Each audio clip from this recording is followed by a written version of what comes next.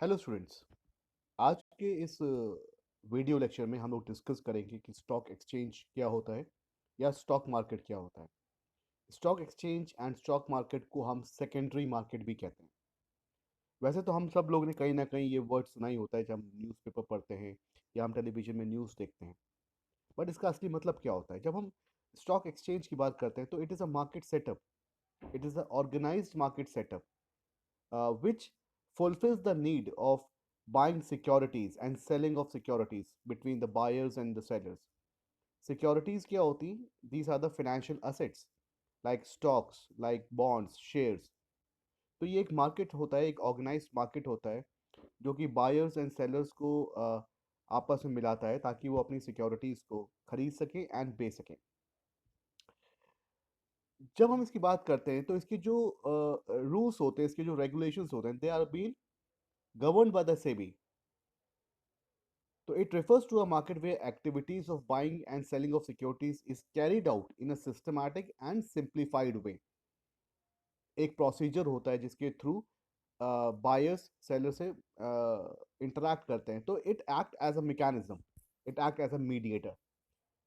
So the term stock market refers to any institution that supports the purchase and sales of stock via a stock exchange. तो stock exchange जो है एक medium का काम कर रहा है, एक मीडिएटर का काम कर रहा है, एक माध्यम है जिसके थ्रू बायर्स एंड सेलर्स आपस में मिलते हैं एंड दे परचेज और दे सेल देयर सिक्योरिटीज. तो जब भी हम स्टॉक एक्सचेंज में सिक्योरिटीज की बात करते हैं तो हम कहते हैं कि जो पब्लिक कंपनीज होती हैं उनके जो शेयर्स होते हैं वो यहाँ पे लिस्टेड होते हैं. This is your stock exchange. जब हम इसकी कैरेक्टरिस्टिक्स की बात करते हैं तो हम कहते हैं कि एक ऑर्गेनाइज्ड बॉडी है. अब ऑर्गेनाइज्ड बॉडी का मतलब क्या हुआ कि इसमें मैनेजमेंट कमेटी होती है, इसमें रूल्स होते हैं that control the working of the exchange. दूसरा, पब्लिक कंपनी स्टॉक्स होते हैं इसमें. जितनी भी पब्लिक कंपनीज होती हैं उन्हीं के स्टॉक्स की ट्रेडिंग की जाती है जो कि स्टॉक एक्सचेंज में लिस्टेड होने चाहिए. Trading with brokers. जब भी हम स्टॉक एक्सचेंज में ट्रेड करते हैं तो we need help of a brokers. तो ब्रोकर्स के थ्रू ट्रेड किया जाता है. Going public with the IPO. जब हम आईपीओ की बात करते हैं, आईपीओ मतलब initial public offering. Initial public offering जो है वो एक मैकेनिज्म है used to introduce a company stock for public cell.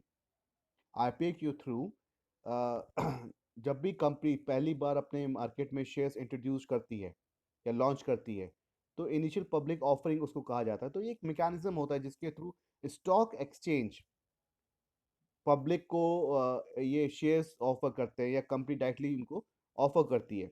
But इसके बाद का जितना भी प्रोसेस है, लाइक फॉलो अप करना, ट्रेडिंग करना, वो सारी चीज़ें आपके स्टॉक एक्सचेंज में होती है जिसको कि हम सेकेंडरी मार्केट मार्केट कहते हैं. इसके बाद की आपकी स्टॉक मार्केट आपके प्रिडिक्शन का काम करती है. ये प्रिडिक्ट करती है कि स्टॉक जो है किसी भी कंपनी का जो शेयर्स हैं उनकी वैल्यू बढ़ेगी या उनकी वैल्यू कम होगी. Share price reflects the overall economy and can be volatile and investors उसमें उसी तरीके से रिएक्ट करता है. अगर बढ़ रहे हैं शेयर्स तो वो चाहता है कि उसको शेयर्स को बेच दे, या घट रहे हैं शेयर के प्राइस तो उसको परचेज कर लेते हैं. तो these are the characteristics of the stock exchange. Further इसमें हम आगे बढ़ते हैं तो इसके हमारे कुछ फंक्शंस देखने को मिलते हैं कि it act as the mechanism through which the cash can be generated. अब जनरेशन ऑफ कैश का क्या मतलब है कि अगर हमारा जो सिक्योरिटीज़ का होल्डर है जिसके पास शेयर्स हैं या स्टॉक है या बॉन्ड्स हैं, वो उसको बेचना चाहता है तो he can easily get the buyer for his securities. तो वो उनको ईजिली बेच सकता है with the help with this stock exchange as a medium. तो ईजिली वो कैश को जनरेट कर सकता है. देन अवेलेबिलिटी ऑफ सिक्योरिटीज होती है. Now stock exchange serve as a medium, as a means to be ready market. ये एक रेडी मार्केट है, ठीक है. जिसको भी खरीदना है वो इसके माध्यम से आसानी से शेयर्स खरीद सकता है, एंड जिसको शेयर्स बेचने हैं वो इसके माध्यम से आसानी से शेयर बेच सकता है. तो it act as a market. Mobilisation of surplus cash. अगर कोई इन्वेस्टर है, उसके पास बहुत सारा कैश है, सरप्लस कैश है, तो वो अपना जो सरप्लस कैश है वो अपना स्टॉक मार्केट में यूटिलाइज कर सकता है. वो शेयर्स या फाइनेंशियल एसेट्स को खरीद सकता है। तो किसी भी इन्वेस्टर का या किसी भी इंडिविजुअल के पास अगर कुछ एक्स्ट्रा कैश है, सरप्लस कैश है, तो वो with the help of stock exchange को मोबिलाइज कर सकता है। Raising funds, both the existing and new companies requires fund for their growth. ठीक है, तो funds can be obtain through this type of market as many investors are ready to serve the purpose. अब हर कोई जो है company में invest करता है, शेयर्स खरीदता है। तो शेयर्स कहाँ से खरीदे जाएंगे कंपनी के? Through the stock exchange.